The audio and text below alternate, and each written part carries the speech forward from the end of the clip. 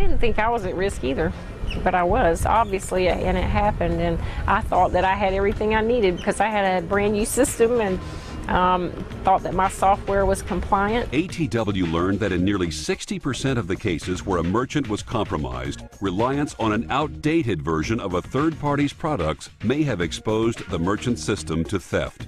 Companies such as Micros are taking steps to eliminate this growing problem. I think one of our biggest challenges has been educating the merchants on why they need to upgrade the software.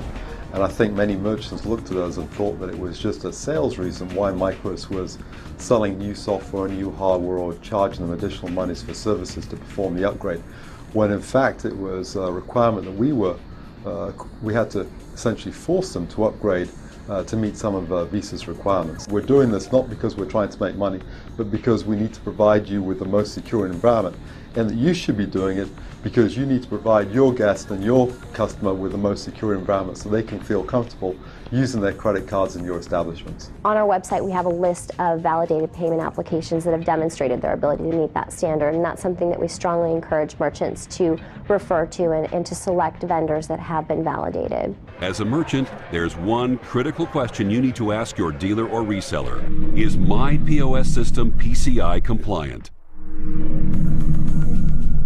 Buying and maintaining compliant equipment is the most important step toward compliancy.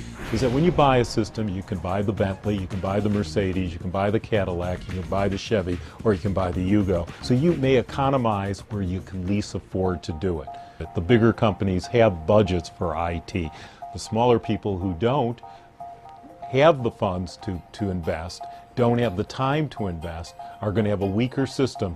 And those crooks out in Eastern Europe know that they're there. You know, what bothers me is that here you have a small business, a restaurant, a small retailer, they're breached. They're being asked to pay millions of dollars because some criminal in Eastern Europe breached their system and stole this data. But the penalty's far too high. So I think legislation may be the ultimate goal. Right now, it's with the retailer. That's where the liability is being imposed. This matter grows more urgent by the day. Every time a criminal succeeds, the most valuable asset they steal isn't money, but trust. Upwards of 60% of consumers won't go back and shop at a place that's breached their credit card data. And I think equally important, if you look at TJ Maxx, they lost more than $1 billion in market cap immediately following the breach. Says to me that you need to invest a little bit of money in this issue. Really, the cost of protecting that data, it's a cost of doing business, it's essential, and it's far less than the costs in the event of a compromise. Now is the time to act. If you don't have money to upgrade your system or buy a compliant one today, work toward that goal. In the meantime, here is a list of action items you can do today. Make sure your POS system has a firewall if it has internet connectivity. Make sure patches are up to date. Antivirus software must be in place. Change passwords on a regular basis. If you don't need one to get on your system, create one and use it.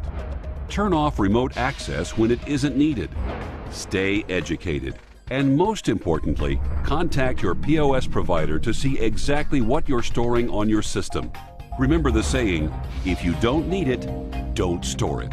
Well, I think you just don't have a choice. You can take the risk if you want to, but I'm sitting here as a witness to tell you that it can happen, and the damages could be far outweigh the cost of upgrading your system.